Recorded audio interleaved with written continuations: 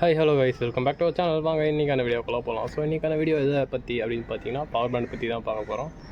So இந்த மாதிரி ஒரு ஆட்டோமொபைல் கண்டென்ட்லாம் வேணும் அப்படின்னு சொன்னால் நம்மளோட சேனல் சப்ஸ்கிரைப் பண்ணி வச்சுக்கோங்க. அப்போ தான் அடுத்தடுத்து நம்ம போடுற வீடியோ வந்து உங்களுக்கு நோட்டிஃபை ஆகும். அண்டு அப்போ தான் நம்ம ஒரு கனெக்டிங் இருக்க முடியும்.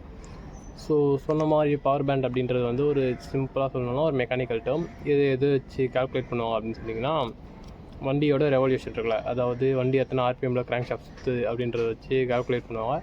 அண்டு இது பேசிக்காக வந்து பிஹெச்பி டார்க் இதெல்லாம் வச்சு கொஞ்சம் கால்குலேஷன் பண்ணி அந்த ஒரு டைனோகிராஃப் வழியாக பவர் பேண்ட் அப்படின்ற ஒரு விஷயத்தை வந்து எடுத்துகிட்டு வருவோம். இந்த வண்டி எவ்வளோ பவர் பேண்ட் இருக்குது அப்படின்றது. பவர் பேண்டில் பேசிக்காக பார்த்திங்கன்னா 2 டைப் இருக்குது. ஒன்று வந்து வைடர் பவர் பேண்ட் அப்படின்னு சொல்லுவோம். இன்னொன்று வந்து ஷார்ட்டர் பவர் பேண்ட் அப்படின்னுவோம். வைடர் பவர் பேண்ட் அப்படின்றது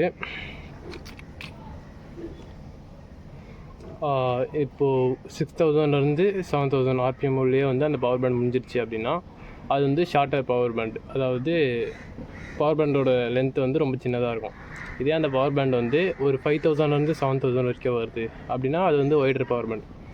1000 ஆர்பிஎம் தான் வந்து டிஃப்ரென்ஸ். பட் ஆனால் அதுதான் வந்து ஷார்ட்டர் அண்ட் வைடருக்கு வந்து டிஃப்ரென்ஸ். உங்களுக்கு சீக்கிரமாக உங்களுக்கு புரிகிற மாதிரி சொல்லணும் அப்படின்னு பார்த்தா.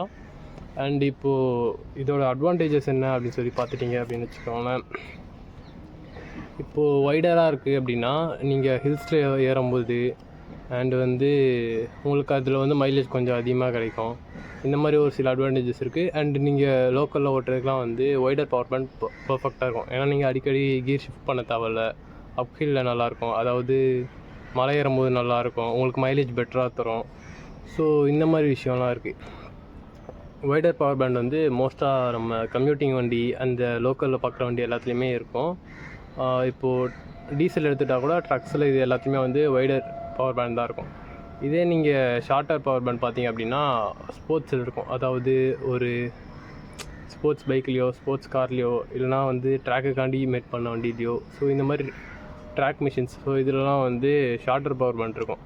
ஷார்ட்டர் பவர் பேண்டில் வந்து சரியான பவர் இருக்கும். அண்ட் அந்த சின்ன ஆர்பிஎம் மூலியம் அந்த பவர் பேண்ட் முடிஞ்சிடும். என்னென்னு பார்த்துட்டிங்கன்னா நீங்கள் நிறையா கியர்ஸ் மாற்றுற மாதிரி வரும். C125 டியூக் 125 வந்து ரொம்ப பெட்டராக புரிகிற மாதிரி இருக்கும். டியூக் 125 வந்து நீங்கள் ஸ்ப்ளெண்டர் ஓட்டிட்டு ஓட்டினீங்க அப்படின்னு சொன்னால் கொஞ்சம் கடுப்பாக இருக்கும். ஏன்னா டக்குன்னு கியர் மாற்றுற மாதிரியே இருக்கும். அந்த அடுத்தடுத்த ஸ்பீடு போனோம் அப்படின்னா டக்குன்னு மாற்றுற மாதிரி வரும்.